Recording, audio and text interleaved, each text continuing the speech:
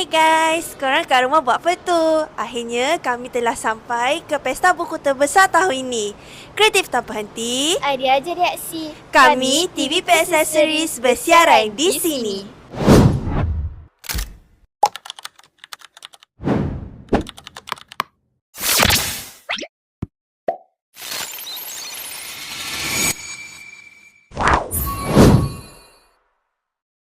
Kami berada di WTC Kuala Lumpur untuk Pesta Buku Antarabangsa Kuala Lumpur 2026. Hari ini, kami bukan sahaja untuk memborong buku, tapi kami nak meluaskan minda dengan membual pengunjung, penulis kegemaran korang, pempamer luar negara dan tetamu-tetamu kehormat yang hadiri. Are you guys ready? Let's go!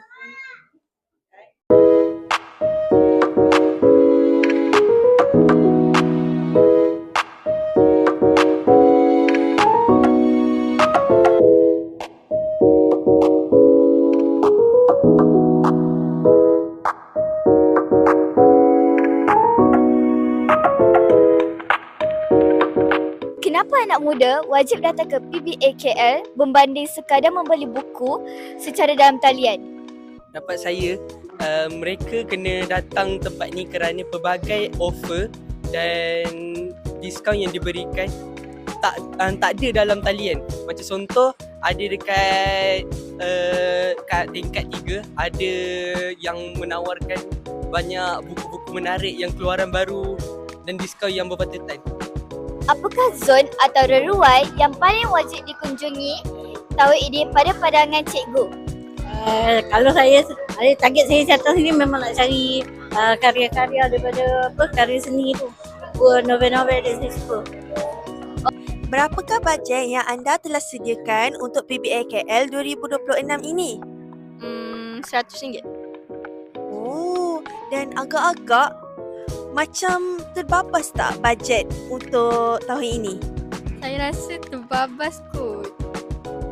Rasa? Cara bawa buku yang baharu ataupun bawa buku 50% off, mana satu lebih menarik? Yang semestinya 50% off. Kenapa tu?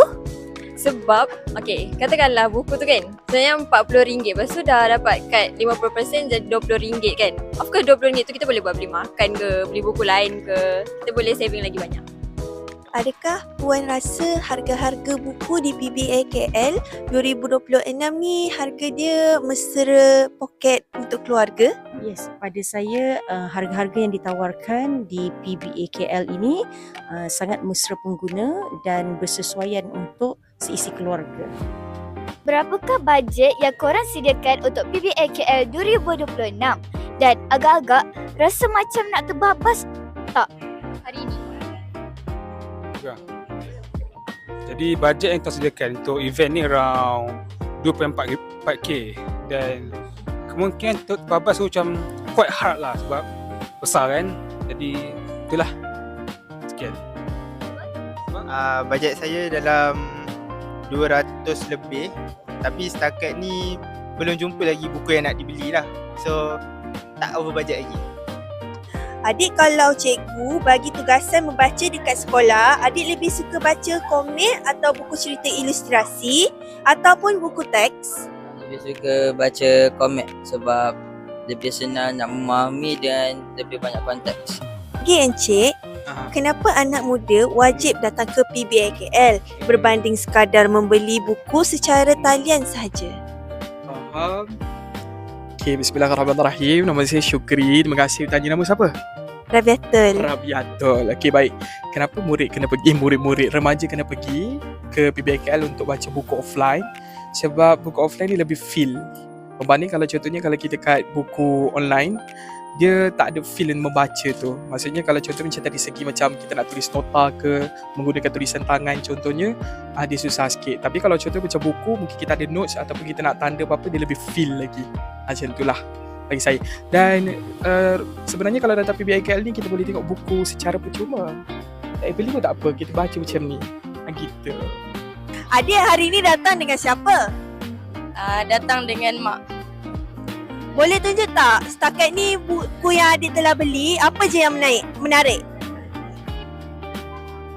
Buku Tarbiyah Kampus. Dapat tanda tangan penulis tak? Dapat.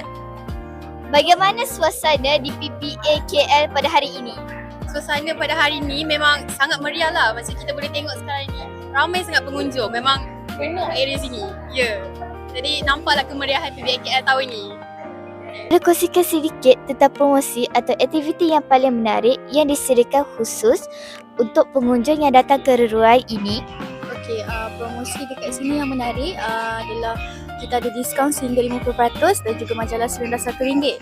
Kita ada antaranya diskaun sehingga 50% tu adalah 40% ada, 30% ada, 20% ada dan 10% pun ada. Dan aktiviti yang menarik dekat sini juga kita ada aktiviti job untuk PBP juga dan juga kita ada aktiviti untuk teka gambar di macam tu. Yang saya tahulah yang menarik kat sini dan pelbagai lagi kat sini macam-macam ada. Antaranya kita ada persembahan nyanyian, kita ada persembahan untuk berbagai aktiviti lah yang saya nampak sebab saya dekat belakang. Apakah genre ataupun tajuk buku yang paling mendapat permintaan tinggi daripada pembaca setakat hari ini? Setakat hari ini, bagi genre non-fiction, kita punya paling laku adalah buku Geopolitik Dunia Islam. Buku Geopolitik Dunia Islam ni adalah sangat bagus, sangat ilmiah dan menceritakan bagi isu-isu semasa geopolitik dunia. Jadi sangat recommended untuk beli buku ni. Bagi fiction pula, kita ada Faraway Rapunzel. Faraway Rapunzel ni mengisahkan Rapunzel. Kisah Rapunzel ni kita menceritakan semula di mana biasanya dia mendapat kisah yang indah di mana berjumpa dengan dia punya putera, tapi dalam buku ni dia tidak dapat berjumpa dengan puteranya di mana mak dia mematikan hatinya dan membuatkan beliau menjadi seorang yang rebel terhadap mak dia. Apakah genre atau tajuk yang paling mendapat permintaan tinggi daripada pembaca setakat minggu ini? Yang paling banyak permintaan tertinggi adalah Tabligh Campus. Boleh kongsikan buku apa yang paling terkenal dalam karang kraft? Okey, jadi kita di booth Karang Craft ada beberapa buku yang best seller lah orang kata kan. Jadi antara buku best seller di Karang Craft ialah buku siri Al-Fusanati ni. Al-Fusanati ni ada 3 siri buku, siri pertama, kedua dan ketiga. Al-Fusanati menceritakan bagaimana orang Yahudi merebut tanah jajahan Palestin dari zaman Nabi Ibrahim sehingga kini. Jadi jangan melepaskan peluang untuk dapatkan buku Al-Fusanati di booth Karang Craft. Apakah perasaan Tuan dekat pesta buku hari ini? Ini kami di sini untuk kami mau masyarakat Melayu bertemu dengan Said Nursi. Said Nursi adalah ulama Turki yang paling terkenal dan karya-karyanya tersuruh Quran bernama Risalah Nur. Dan pesta buku adalah kesempatan untuk kami. Oleh karena itu kami senang sekali. For foreigner visitors or visitors like you, how does literature help us understand Malaysian culture better? Ya, jadi dengan kehadiran kami di sini, kami memahami apa sih keinginannya orang Malaysia, khususnya peminat buku di sini, apa yang mereka demand-nya seperti apa. Kemudian dari situ juga kami belajar dan paham ternyata orang Malaysia menyukai genre-genre seperti apa yang jadi favoritnya mereka. What are the biggest challenges for international publishers when trying to penetrate the Malaysian book market? This is my second year here at the PBA KL. To be honest, the biggest challenge I would think is to actually compete with the local publishers because we have 4 floors of book publishers. So it's like we are trying to compete with them in terms of visibility and also our price point. Boleh kongsikan sedikit tentang promosi atau aktiviti yang paling menarik yang disediakan khusus untuk pengunjung yang datang ke booth ini? Okay, so basically booth kita orang ni fokus pada sains dan teknologi lah, tapi lebih pada teknologi dan robotik sebenarnya. Okay, so kat sini kita ada robot kat sini, siapa nak belajar STEM, Adik tahu STEAM tak? Tahu STREAM? Kita tahu STEM kan? Science, Teknologi, Engineering, Matematik, betul. Kita kena tahu STEAM juga. Science, Teknologi, Engineering, Arts dan Matematik. Kalau STREAM tu ada R. R tu adalah reading ataupun research, okay? So sekarang ni dekat booth kita ni ada STEAM juga, STEAM element. Contohnya macam robot ni. Nampak robot ni comel kan? Sebab kita comelkan bentuk robot ni. So robot ni sebenarnya dia boleh bercakap tau. So kita demo robot ni. Cuba, hi Azibot. Cuba perkenalkan diri. Saya Azibot. Saya diciptakan oleh Teknologis Akila. Selamat perkenalan. Bagaimanakah rasanya dapat bertemu muka dan beramah mesra secara langsung dengan para pembaca setia Ustaz di pesta buku ini? Alhamdulillah, pertama sekali saya sangat happy, saya sangat gembira dapat bertemu dan bersua muka dengan pembaca-pembaca karya saya dan peminat setia karya saya. Alhamdulillah.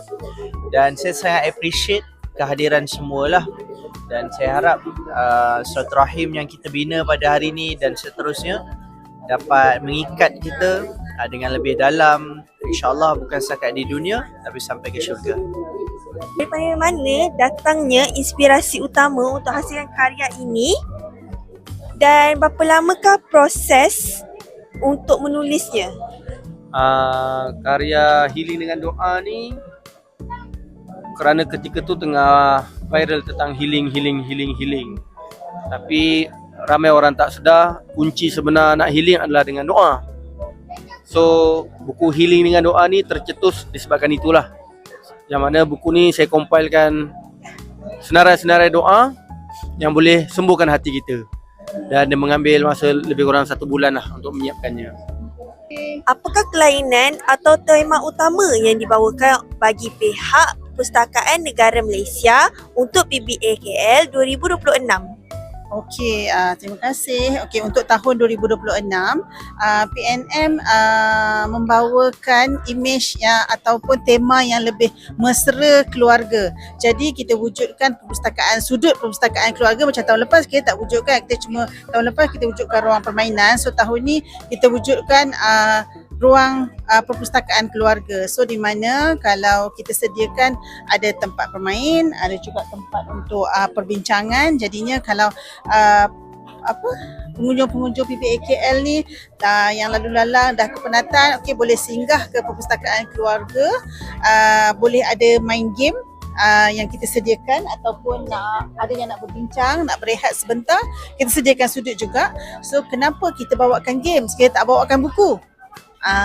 Sebab kita nak bagi tahu di perpustakaan kita bukan saja datang untuk baca buku, kita juga ada sediakan permainan. So untuk kita tarik anak-anak muda, remaja untuk datang ke perpustakaan. So untuk adik-adik yang ada di sekitar Lembah Kelang, jemput datang ke Perpustakaan Negara sebab di Perpustakaan Negara sekarang ni kita dah ada sudut imersif yang mana kita ada elemen AI untuk pengguna-pengguna kita. So jemput datang ke Perpustakaan Negara Malaysia. Bagaimanakah KMPM melihat program lawatan sekolah ke PBA KL ini dapat membentuk sasiah dan kemahiran berfikir aras tinggi dalam diri murid? Okey, bila kita datang mengikuti sebarang aktiviti secara berkumpulan, ini membolehkan ada satu anjakan paradigma. Yang pertamanya, macam mana kita nak mengatur, menyusun dan memastikan aktiviti tersebut berjalan dengan lebih baik. Mungkin kalau di sekolah, kita ada dalam satu situasi yang hanya konteksnya terpakai di organisasi pendidikan. Tapi bila rakan-rakan awak datang ke PBA KL, ini membolehkan yang lain-lainnya menjalankan fungsi dan tanggungjawab masing-masing untuk memastikan lawatan tersebut bermakna. Contohnya, kita perlu lantik seorang ketua untuk setiap kumpulan. Kita perlu pastikan ada seorang yang mengawal aktiviti-aktiviti rakan-rakan yang lain. Yang ketiganya, kita perlu pastikan kita ikut jadual waktu. Jadual waktu tunggu pukul berapa, jadual waktu balik pukul berapa. Jadi ini setidak-tidaknya, seboleh-bolehnya memberikan satu sifat tanggungjawab dan membentuk sasiah yang lebih baik di kalangan rakan-rakan yang ada di sekolah awak sebenarnya. Penat tapi best. Memang padu kerana PBKL 2026 berjalan dengan lancar walaupun Dewan sedikit sesak. Sudah selesai tugas kami di sini. Jangan lupa like, share dan komen video liputan kami. Kreatif tanpa henti. Idea jadi aksi. TV Biasa Series signing off. Bye.